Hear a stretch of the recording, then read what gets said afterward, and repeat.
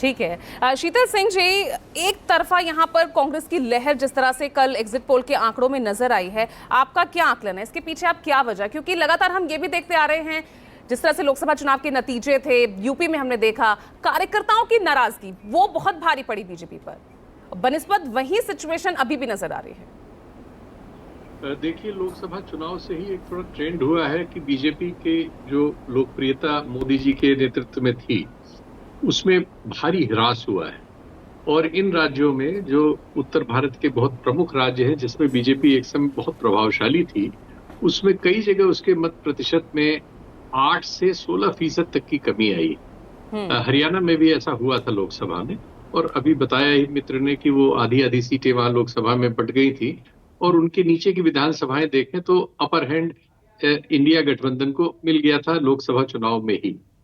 इस चुनाव में जैसा नजर आ रहा है, और जैसे सर्वेक्षण के उन आंकड़ों पर नहीं जाते जो सीटों के बारे में है, लेकिन जो मत प्रतिशत के बारे में उनके आंकड़े हैं, क्योंकि वहां थोड़ी सी स्थिरता होती है, उसके अनुसार ऐसा लग रहा है कि लोकसभा में मिले मतों से विधानसभा के मतों में बीजेपी में तो भारी गिरावट हो रही है, लेकिन जो कांग्रेस है उसके मत प्रतिशत में गिरावट बहुत कम है।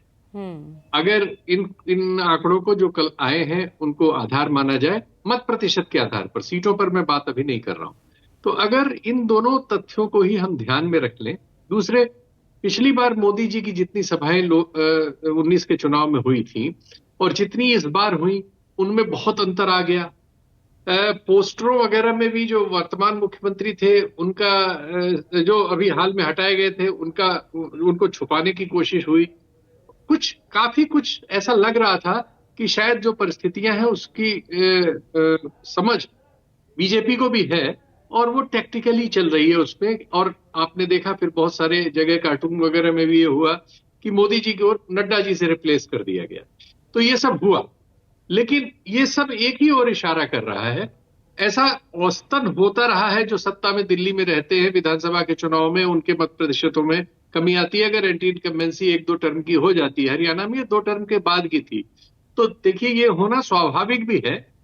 और कांग्रेस के पक्ष में बात ये हुई कि एक बड़ा किसान आंदोलन हुआ था, और जो हरियाणा है उसका एक सामाजिक जो स्वरूप है, उसकी सबसे प्रमुख जाति जो थी उस आंदोलन में भागीदार थी, क्योंकि वो खेती किसानी में भी बहुत बड़ी उसकी हिस्सेदारी है, और वो उससे प्रभावित थी।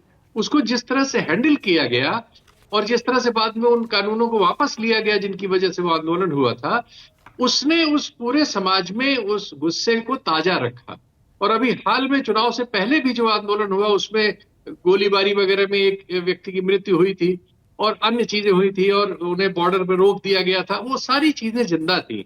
और उसने वहां की बड़ी जो प्रमुख किसान आबादी है उसमें खुद में और उसके प्रभाव क्षेत्र में आने वाले समाज में असर डाला। आर्थिक व्यवस्थाओं पर भी इसका असर इसलिए पड़ता है कि इस राज्य में किसानी उनकी मूलभूत आर्थिक गतिविधि है। तो ये सारी चीजें मिलकर घनीभूत हुई, और ये कांग्रेस को चांस था, क्योंकि और जितने लोग थे वो डिस्क्रेडिट हो रहे थे 2 चुनावों से, क्योंकि मान लीजिए वो बीजेपी के विरुद्ध जीते, बाद में बीजेपी के साथ चले गए। इससे वो पार्टी सबसे ज्यादा डिस्क्रेडिट हुई, जिसको इस चुनाव में लगता है, जैसे आंकड़े आए हैं वो उसी ओर संकेत करते मिल रहे हैं कि सबसे ज्यादा नुकसान उनको हो रहा है। और उनके मत जो खिसके वो भी चूंकि उसी समाज से, उसी समुदाय से आते थे, वो सब कांग्रेस की ओर शिफ्ट हुए। इसलिए ऐसा लगता है कि जो ये एग्जिट पोल्स आए हैं जिन पर बहुत शंका रही है लोकसभा चुनाव के बाद से, जायज शंका है, शायद इसी दिशा में नतीजे हमारे पहुंचे।